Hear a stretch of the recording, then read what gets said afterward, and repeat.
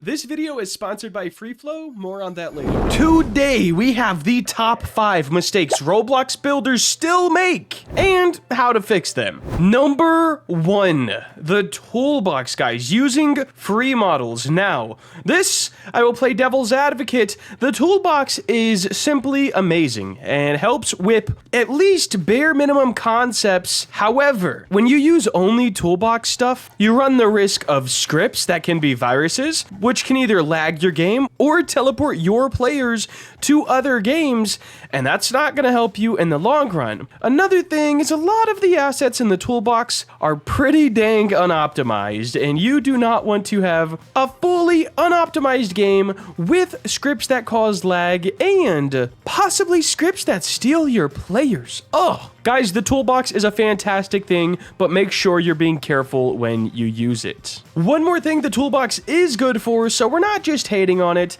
is grabbing models to see how they're made. If I was a new developer and didn't know how to make a door, I can grab one out of the toolbox and see they have 3 parts for the frame, 1 part for the door, etc. Now let's get off of the toolbox talk. Alright, the next one is sort of a big one. Ignoring scale and proportion. Okay, this is like a weird one in the low poly area. Like what I do, I usually do build a bit oversized because it doesn't really matter. However, if you had a house and it was too oversized, it's gonna feel really off. Let's take a look to further this point. This house right here is properly proportioned. Sure, the door might be a little big, but other than that, when we walk in, it doesn't take us a super long time to get in between rooms. The stairs work pretty much how they're supposed to. Whoever built this, that is a weird way to end the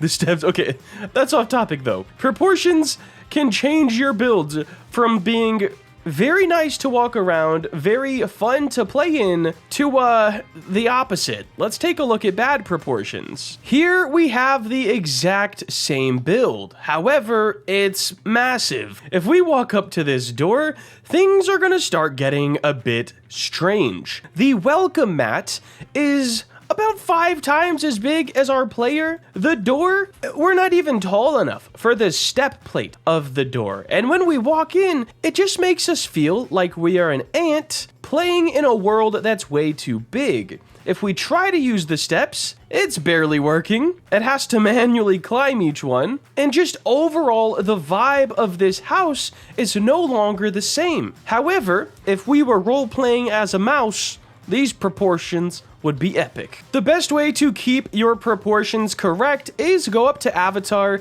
click on character, and you could do my avatar, but I usually do the block avatar. Now we can put this up next to whatever we're building and make sure it's not too big for our player. The most common way people mess this up is they would build this house, put it on a map, and then they realize the house doesn't take up enough space on the map. So they just scale it up, and that's not too good. Make sure you have proportions in mind when you're building your maps. Guys, we interrupt this program for an important announcement from today's video sponsor, the go-to destination for any Roblox development needs. I am talking about FreeFlow. This is your one-stop shop for high-quality Roblox assets. Why spend hours searching for freelancers who may or may not respond? Why spend weeks, months, or years learning all of these technical skills yourself? Guys, with FreeFlow, you can save time and money just by purchasing exactly what you need. Whether you're a seasoned developer or just starting out,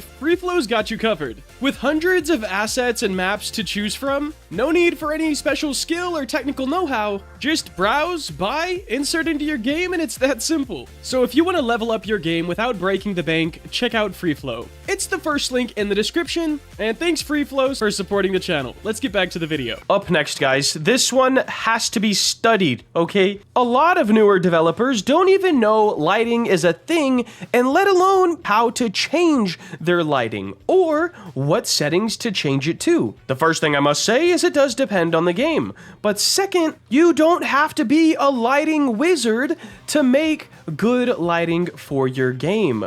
There's plenty of YouTube tutorials, heck, I even have a couple, and you can make lighting sets and just load them in later. So if we go up to this everything folder, I have one called lighting sets, and all of these are named. Let's say my eyes hurt because I stayed up all night developing. I can go to dark mode and then go to my plugins and load these lighting settings. Now instantly, everything in Studio is dark. There's nothing to hurt my eyes. These particles are gonna look way cooler. Let's say I wanted a simulator desert. You know, that's pretty specific. Boom. Now I have desert lighting with a nice soft appearance. Let's go back to my normal one though, because I like it nice and bright. Taking your game lighting from what Roblox comes with to something more unique and original helps so much. Not only for your game to stick out, but for how players feel when they're in your environment. Poor lighting is a thing of the past. All right, next up, fellas. Oh my gosh.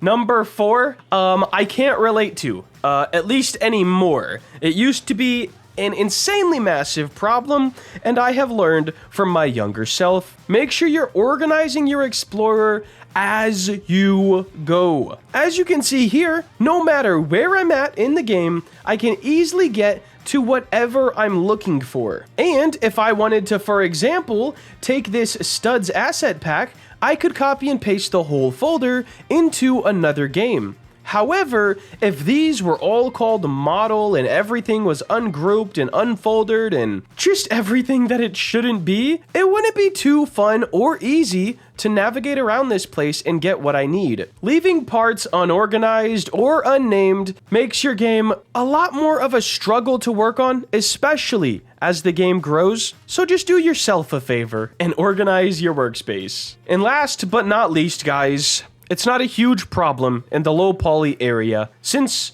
we are indeed low poly, but there are some optimization practices that a lot of Roblox developers, including myself, didn't learn. Now, I have been learning a lot about optimization in the past month or so, and I have been taking this stuff into account and putting it into effect when it comes to building my maps. However, I've been developing for years and never really took it into account until recently, so I know there's some other people like ya boy that are making some stuff that looks pretty nice, but it's an unoptimized mess. Too many parts, textures, or complex meshes can cause a major lag, especially on 80% of Roblox player base, the phone. So, let's say you're building a simulator and you want everything to have a gradient texture, make sure to use one image. Something like this. No matter how many items I've made in Blender, all of them have the same exact texture, only causing one draw call in my performance stats. Get rid of extra geometry that's not needed in your meshes, and if you don't need the texture, don't use the texture. Now, luckily for us, optimization doesn't fully rely on us or our skills. Roblox has been introducing a lot recently, number 1 being occlusion culling, where if I go behind this building, anything that I can no longer see in my actual person is getting rendered by Roblox. As you can see, the map is gone. However, when I come back out, the map is back, and yeah, we're dealing with trying to render all of this in. Roblox recently released this for terrain, so it's not just parts anymore, and hopefully they add support to despawn or de-render, whatever the right word would be, for NPCs in your game too, because at the moment, it doesn't. Anyways, if Roblox is taking optimization into a higher importance, especially 2024 and 2025, you should too, I'm sure. With the tools Roblox is adding and with better optimization practices from all of us, games can get actually insane and still perform on mobile devices. Anyways, there is 5 mistakes Roblox builders make and the ways you can fix them. Let me know if you guys want to see more videos like this. If you did enjoy and want to see more videos like this, please make sure to like, comment, and subscribe. Have a great day. Later.